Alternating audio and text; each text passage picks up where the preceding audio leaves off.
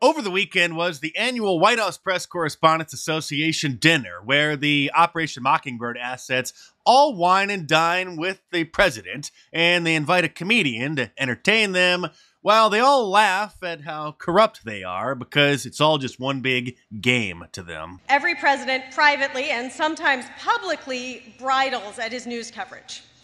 And yet they invite us in and take our questions. Though, sir, maybe not as many as we would like.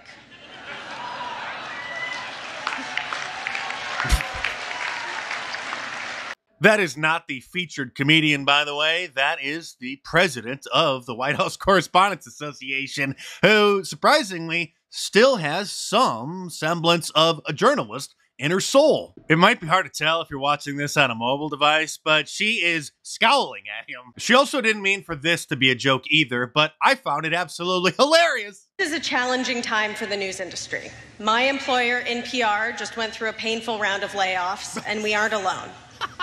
ABC, Good. BuzzFeed, CBS, CNN, Gannett, Insider, Vice News Tonight, The Washington Post. I had to alphabetize the list. It is so long. Sayonara! Learn to code. It's also customary for the president to get up and make some jokes, although this president is the joke. Let me start on a serious note. Jill, Kamala, Doug, and I, and members of our administration, are here to send a message to the country and, quite frankly, to the world. The free press is a pillar, maybe the pillar, of a free society, not the enemy. Well, sir, that sure is news to the Democrats because they've been working for years to censor the free press and ordinary citizens from social media. We have very real issues with what is permissible on air, and we saw that with January 6th. Mm-hmm. And we saw that in the lead up to January 6th, and how we navigate questions, not just of freedom of speech, but also accountability for incitement of violence. This is the line that we have to really explore through law as well. And do you think media organizations or social media platforms should be accountable for the role for being platforms for incitement? She means questioning the security and accuracy of electronic voting machines, something that used to be allowed in America, something that the Democrats actually had been doing for years, raising legitimate concerns until old Joe was just declared the supposed winner in 2020. I believe that when it comes to broadcast television, like Fox News, these are subject to federal law, federal regulation.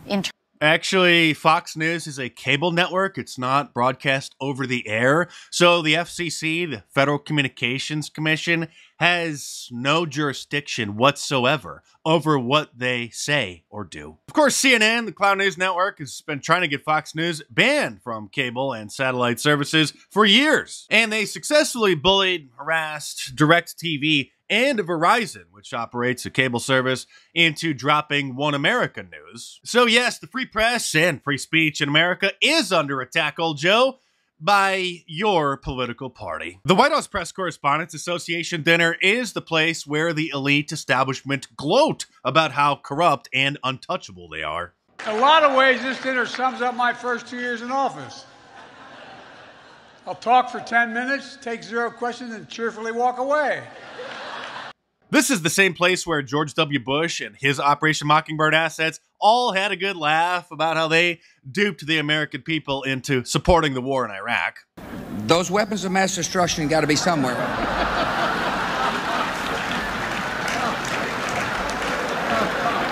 It's a little hard to see, but this is a photo of him just kind of bending over awkwardly and looking under a table in the Oval Office. Nope, no weapons over there.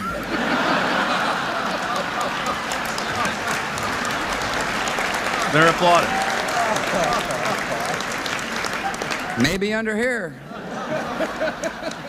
Duping the American people into supporting the war in Iraq, which cost us thousands of soldiers' lives, who knows how many injured, not to mention an estimated over 250,000 dead Iraqi civilians. It's just a big joke to the liberal media industrial complex. And that includes Fox News, because there wasn't a bigger cheerleader for the invasion than Sean Hannity. The mainstream conservative media, Fox News, the mainstream liberal media, they were all in on it together. And as the war drums were beating right before the invasion kicked off, MSNBC fired Phil Donahue, and they claimed it was because of poor ratings, even though his show is one of the highest rated on the networks.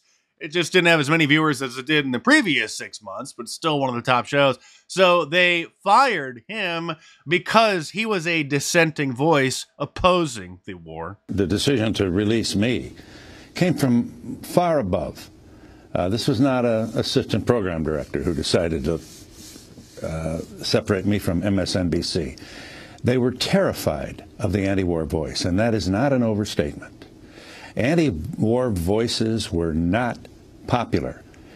And if you're General Electric, you certainly don't want an which was the owner of MSNBC at the time, by the way. Anti-war voice on a cable channel that you own. Donald Rumsfeld's your biggest customer. Donald Rumsfeld was the head of the Department of Defense back then. While the media is supposed to be holding people in positions of power accountable and keeping their power in check and questioning their decisions, demanding accurate and honest answers about what it is that's going on, the Operation Mockingbird controlled media in America is just in lockstep with them. And last week, old Joe made it official. He is running for re-election in 2024 to finish the job. I think he means to finish us off. And it's going to be a very interesting rematch, to say the least. As you know, I've done very well against crooked Hillary Clinton. But today I'm going to do this, and I think this could be maybe the most important part of what I'm going to say, because this is going to be a major announcement. Are you ready? Is everybody ready? I will be retiring the name Crooked from Hillary Clinton and her moniker. And I'm going to give her a new name. I don't know, like maybe Lovely Hillary or Beautiful Hillary. But I'm going to retire the name Crooked so that we can use the name for Joe Biden, because he'll be known from now on as Crooked Joe Biden.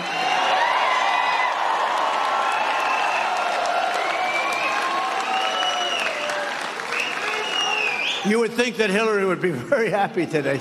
She's out there someplace celebrating. Because there's never been anyone in the history of American politics so crooked or dishonest as Joe Biden. And the press absolutely refuses to report it, all that press back there. Because, frankly, they're just as crooked as he is, and they are. That's right, sir, and great to see you back on stage. And my new Wanted for President shirt would look great on you, so order yours from markdice.com or click the link in the description below. I designed it to look like an old-fashioned Western Wanted poster, so it has that cool, distressed look. So order yours from markdice.com or click the link in the description below and check it out.